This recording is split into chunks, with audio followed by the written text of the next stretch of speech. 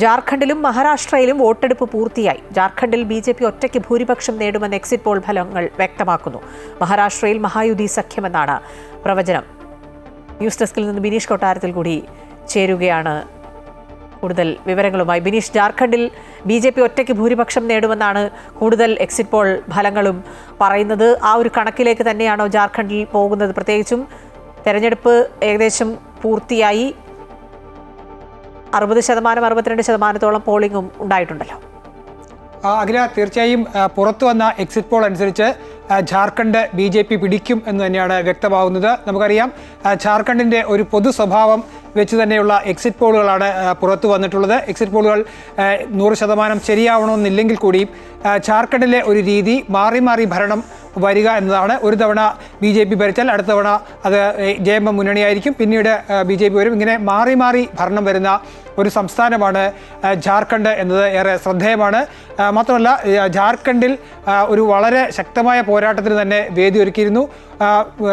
JMMന് വളരെ നിർണായകമായ ഒരു സാഹചര്യം തന്നെയാണ് ജാർഖണ്ഡിലുള്ളത്.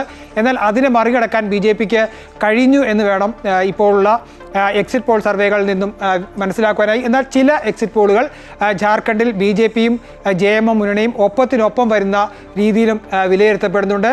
എന്തായാലും ബി.ജെ.പി മുന്നണിക്ക് ഭരണം ലഭിക്കുവാനുള്ള സാധ്യതയാണ് ഇപ്പോൾ എക്സിറ്റ് പോൾ സർവേകളെല്ലാം തന്നെ വ്യക്തമാക്കുന്നത്. നമുക്കറിയാം, 81 അംഗ നിയമസഭയിൽ 68 സീറ്റിലും ബി.ജെ.പി മത്സരിക്കുന്നു എന്നതാണ് ജാർഖണ്ഡിൻ്റെ സവിശേഷത. ആ 68 സീറ്റിൽ പിന്നീട് ഉള്ള സഖ്യകക്ഷികളായി വരുന്നത് ഓൾ ജാർഖണ്ഡ് സ്റ്റുഡൻസ് യൂണിയനാണ്.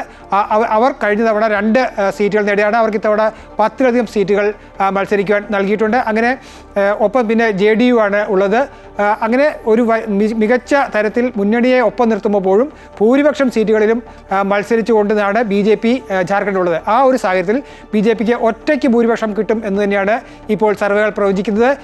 43 മുതൽ 48, 50, 51 സീറ്റ് വരെയാണ് ഇപ്പോൾ പല സർവേകളും പ്രഖ്യാപിക്കുന്നത്. ഭാരത് പ്ലസ് ആണ് ജാർഖണ്ഡിലെ ആദ്യത്തെ സർവേ ഫലം പുറത്തുവിട്ടത്. അവർ പറയുന്നത് 43 സീറ്റാണ് ഏറ്റവും കുറഞ്ഞത് ബി.ജെ.പിക്ക് ജാർഖണ്ഡിൽ ലഭിക്കുമെന്ന് പറയുന്നു. അത് 50, 52 വരെ പോകാനുള്ള ഒരു സാധ്യതയുമുണ്ട്. എന്തായാലും ബി.ജെ.പി ജാർഖണ്ഡിൽ ഭരണം പിടിച്ചെടുക്കും. കാരണം നിലവിൽ അവിടെ JMM കോൺഗ്രസ് മുന്നണിയാണ് ഭരിക്കുന്നത്. അവരിൽ നിന്നും ഭരണം ബി.ജെ.പി പിടിച്ചെടുക്കും എന്ന് വ്യക്തമാക്കുന്ന രീതിയിലാണ് ഇപ്പോൾ പുറത്തു വന്നിട്ടുള്ള എക്സിറ്റ് പോൾ സർവേകളുള്ളത്. അഖില.